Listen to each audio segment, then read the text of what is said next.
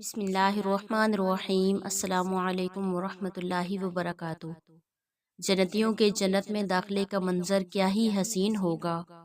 کچھ احادیث مبارکہ کے مطابق جنت میں داخل کیے جانے سے پہلے ہی اہل جنت کو ابدی حسن اور صحت جوانی عطا کی جائے گی، گناہوں سے پاک کر دیا جائے گا، ان کی برائیوں کو ان سے دور کر دیا جائے گا، کسی کے دل میں جو بھی نفرت کدورت ہوگی اسے مٹا دیا جائے گا، اور تھوک بلغم پخانہ وغیرہ کی گندگیوں غلاظتوں کو دور کر دیا جائے گا، اور یوں جنتی سلامتی کے اس گھر میں اس طرح داخل ہوں گے کہ حسین جوان صحت مند ہوں گے۔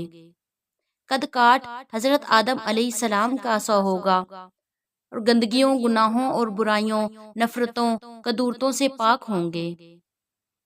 پسینہ مشک جیسا خوشبودار ہوگا، اور ان کے دل آلائشوں سے ایسے صاف ہوں گے کہ نرمی میں پرندوں کے دلوں کی مانند ہوں گے۔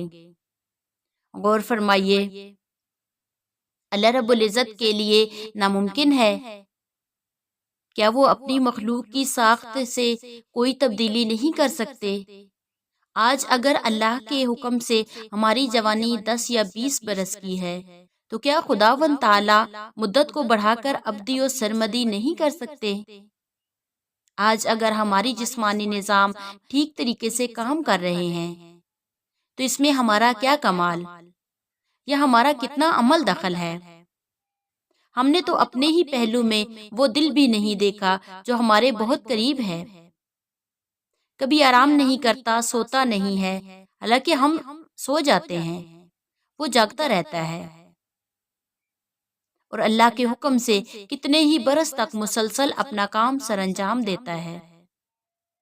کیا اللہ تعالیٰ کے لیے یہ ممکن نہیں کہ وہ اسے چند برس کی بجائے لامحدود مدت تک کام کرنے کا اہل بنا دے؟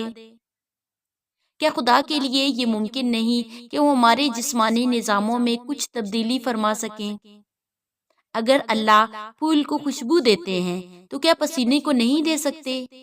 کیوں نہیں؟ اللہ تو ہر چیز پر قدرت رکھتے ہیں، اور بے شک ایسا ہی ہونے والا ہے جیسا رب تعالی نے فرمایا۔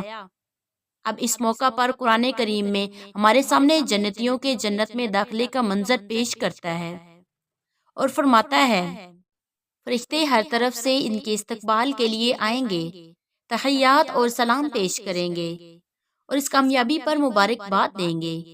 جنت کے دروازے ان کے لیے پہلے سے ہی کھلے جا چکے ہوں گے، اور جنتیوں سے کہا جائے گا، بلا خوف و خطر سلامتی کے اس گھر میں سلامتی کے ساتھ ہمیشہ کے لیے داخل ہو جاؤ۔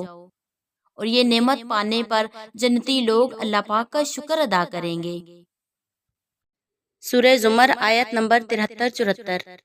وَسِيقَ الَّذِينَ اتَّقَوْا رَبَّهُمْ إِلَى الْجَنَّةِ زُمَرًا حَتَّى إِذَا جَاءُوهَا وَفُتِحَتْ أَبْوَابُهَا وَقَالَ لَهُمْ خَزَنَتُهَا سَلَامٌ عَلَيْكُمْ طِبْتُمْ فَادْخُلُوهَا خَالِدِينَ۔ اور جو لوگ اپنے رب کی نافرمانی سے پرہیز کرتے تھے انہیں گروہ در گروہ جنت کی طرف لے جایا جائے گا، یہاں تک کہ وہ وہاں پہنچیں گے اور اس کے دروازے پہلے سے ہی کھولے جا چکے ہوں گے، تو اس کے منتظمین ان سے کہیں گے، سلام ہو تم پر، بہت اچھے رہے، داخل ہو جاؤ اس میں ہمیشہ کے لیے۔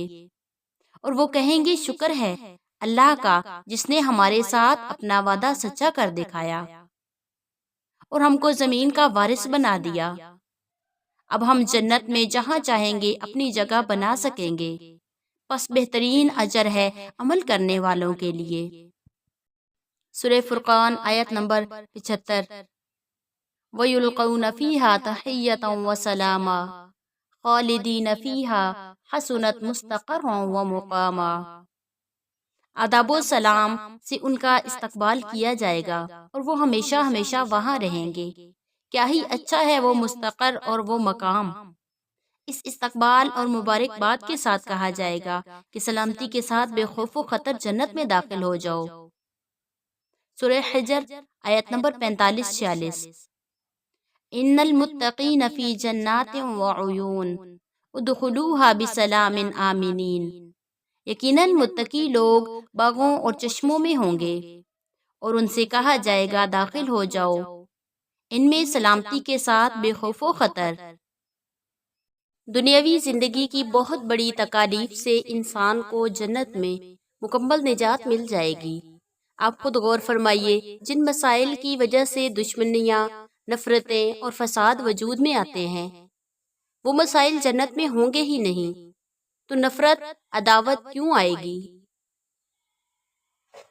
جب ایک جنتی بادشاہ کی طرح رہے گا جسے کبھی کوئی رنج تکلیف نہ پہنچے گی، جس کی ہر خواہش پوری کی جائے گی، اور جو کچھ اس کے خدا نے اس کو دیا اس پر وہ راضی اور مطمئن ہوگا، جسے کسی بھی نعمت کے چھن جانے کا کوئی ڈر نہ ہوگا، تو پھر کسی دشمنی اور نفرت کا سوال ہی پیدا نہیں ہوتا۔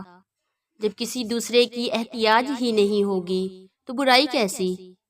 ویسے بھی اہل جنت وہ لوگ ہوں گے جو دنیا میں اہل خیر تھے، اور جن سے بہت برے حالات میں بھی اچھائی ہی کی توقع کی جاتی تھی، جو اللہ کو دیکھے بنا اس کو راضی کرنے کے لیے خود کو تکلیف میں ڈال کر دوسروں کی ضروریات پوری کرتے تھے اور دوسروں کو سکھ پہنچاتے تھے۔ ان سے کوئی کیوں کر یہ توقع کرے گا کہ وہ اللہ سے ملاقات کے بعد اس کی جنت میں رہتے ہوئے فساد کریں گے، اور جنت جیسی نعمت عظیم پانے کے بعد بیہودہ کلام، جھوٹ یا گناہ کی کوئی بات کریں گے؟ یوں ہی سورہ یونس میں القرآن میں فرمایا گیا، آیت نمبر 10، دعواہم فیہا سبحانک اللہم وتحیتہم فیہا سلام وآخر دعواہم ان الحمد للہ رب العالمین۔ وہاں ان کی صدا یہ ہوگی کہ پاک ہے تو اے خدا، ان کی دعا یہ ہوگی سلامتی ہو، اور ان کی ہر بات کا خاتمہ اس پر ہوگا کہ ساری تعریف اللہ رب العالمین کے لیے ہے۔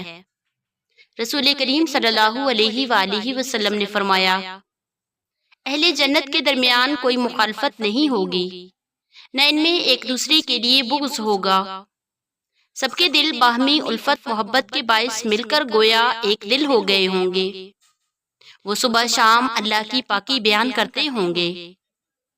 اب یہاں سوال یہ پیدا ہوتا ہے کہ سوکن کو ناپسند کرنا تو عورت کی فطرت میں ہے، تو جنت میں جہاں رقابت کے لیے حوریں اور دوسری بیویاں بھی ہوں گی، تو پھر جنتی بیویاں کیوں کر خوش رہ سکیں گی؟ اس کے جواب میں بھی یہی فرمایا گیا، اہل جنت کے دلوں میں سے نفرت، کدورت اور بغض وغیرہ ختم کر دیا جائے گا، اور یہ برائیاں ان سے دور کر کے انہیں پاکیزہ بنا دیا جائے گا۔ دوسری بات یہ ہے کہ ان کے دلوں میں اللہ تعالیٰ صرف انہی کی محبت ڈالے گا جن کی زوجیت میں وہ دی جائیں گی۔ سبحان اللہ و بحمدہ، سبحان اللہ العظیم، واللہ اعلم۔